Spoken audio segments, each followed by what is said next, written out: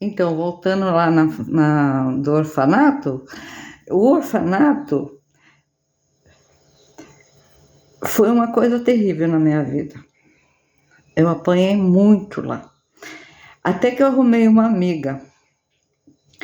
E essa amiga, a gente andava juntos, já não tinha tanto, né? Já era em duas. Mas a gente sofria. Um dia eu não. Um dia não, quase todo dia, eu não queria comer. Aí vinha tinha dia que vinha feijoada, aquele pratão. A gente nem escolhia, eles colocavam aqueles pratos enormes de feijoada, eu olhava aquilo lá, eu não conseguia comer, a freira falou, se você não comer, você vai ficar de castigo.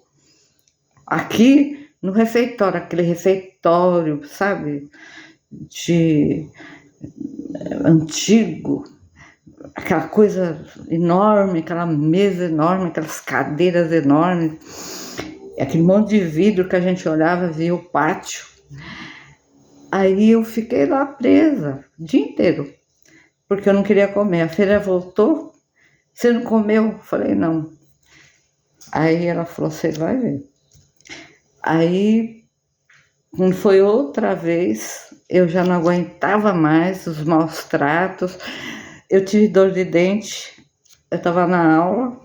Na aula tinha régua, batia na régua, a professora batia com a régua na mão da gente e colocava no milho. E eu vivia no milho, porque eu era péssima para estudar, eu nunca gostei de estudar. Só história que eu gostava, mas matemática, português, meu caderno era tudo sujo, tudo cheio de, sabe, tudo cheio de orelha. Não era um caderno caprichado, tinha menina que caprichava, punha flor, punha não sei o que, fazia desenho. Eu olhava e falava, nossa, o meu caderno era uma coisa horrorosa. E aí a freira me arrancou o dente. Ela veio da anestesia, eu falei, não, anestesia não. Estragava o dente naquela época, estiravam. Inclusive eu tenho aqui, ó, essa parte eu não tenho dente. Por quê? Eles estragavam, arrancavam. Não tinha obturação.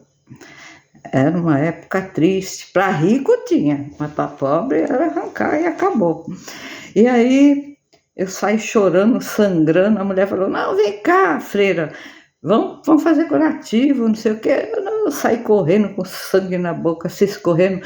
Então eu tenho muito trauma dessas coisas de cirurgia, de injeção. Essas coisas eu tenho muito medo, porque eu passei muito disso na infância. E aí, um belo dia eu tinha aula de bordado. Imagina o meu bordado. A professora ia ensinando e a gente... Aí era um negócio assim, um pano, né? Um negócio assim que fica assim preso, né? Eu lá sabia disso, era Maria Moleque. Aí eu fui fazer aquele bordado mínimo, aquilo ficou sujo, aquilo ficou cheio de linha do outro lado, ficou uma coisa horrorosa. Teve gente que fazia uns bordados maravilhosos, cada um é cada um, né? Não era a minha praia. Então, eu falei um dia para uma minha amiga, olha, vamos fugir? Eu era muito inteligente, viu? Pena que eu não aproveitei minha inteligência para nada.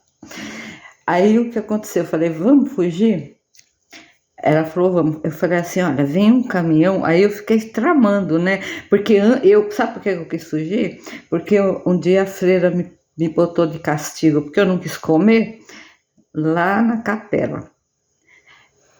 O dia inteiro sem água, sem comida. Comida eu não ligava, mas água, pelo menos água, né? O dia inteiro calor. E eu entrei naquela capela, trancaram, só abriram à noite, na hora de ir embora. À tarde, tipo 6, mais ou menos 6 horas. Entende? Então, eu fiquei presa naquela capela. O que tinha? Um caixão com Jesus morto, todo ensanguentado, e um tule cobrindo ele. Eu olhava para aquilo lá, eu falava, Nossa Senhora, que é isso? E eu não sabia, porque eu era péssima em aula de religião. Fui expulsa, porque eu falei para o padre, porque eu era menina. Falei, por que o Vaticano não tira aqueles dinheiro que ele tem lá e dá para os pobres? Aí o padre pegou e falou, você não vai assistir mais nenhuma aula. Fiquei fora. E aí, lá nessa capela, né, esse negócio do padre foi um parênteses que eu fiz, foi uma outra época, um outro dia, né, na aula de catecismo. Eu já fui expulsa do caderno, eu estava mais suja do que não sei o quê. Meu caderno de escola era um lixo, meus bordados eram um lixo, não comia, então eu já era figurinha ali, né, marcada. Então eu falei para a menina, olha, vamos fugir, porque eu não quero ficar mais trancada naquele negócio, daquela capela.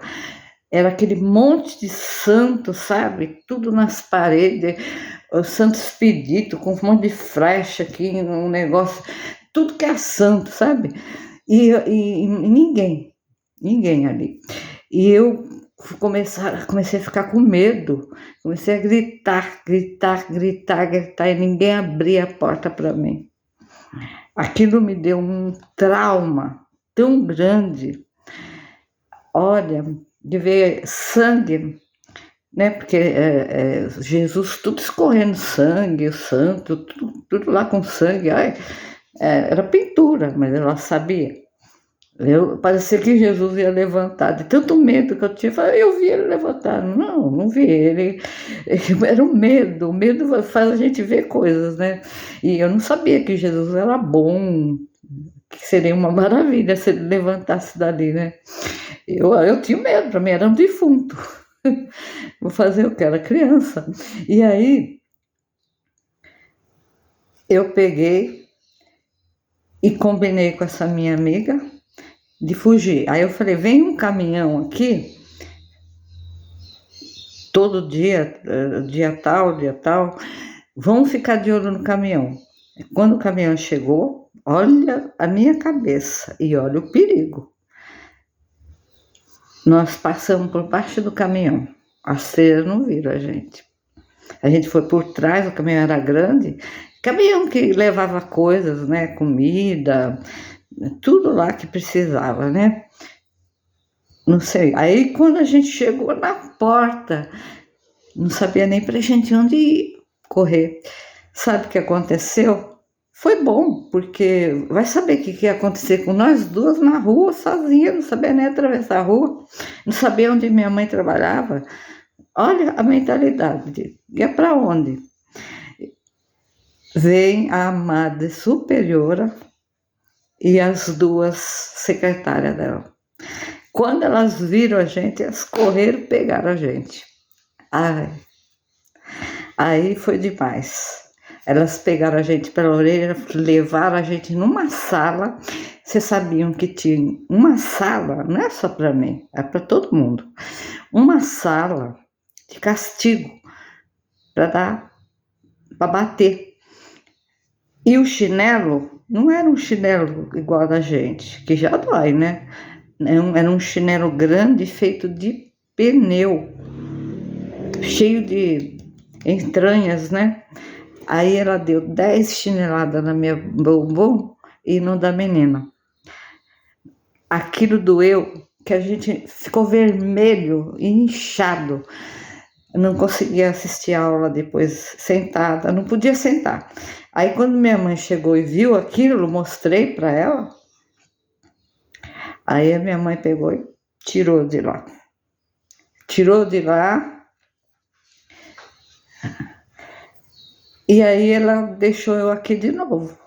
Eu fiquei com a dona Augusta. Foi melhor ficar aqui, né? Aí é muita coisa, muita lembrança, sabe? E ela flui, ela vem, né? Conforme fica falando, ela vem. E aí eu fiquei aqui, e aí eu vou contar a segunda parte, que é quando a minha mãe casou, pela segunda vez, com meu padrasto. E quando ele me registrou, eu adorava ele. Meu padrasto foi um pai para mim, um pai, sabe? Um paizão. E depois ele teve a minha irmã, né? A minha mãe, depois que casou com ele, depois de um ano, aí ela ficou grávida da minha irmã.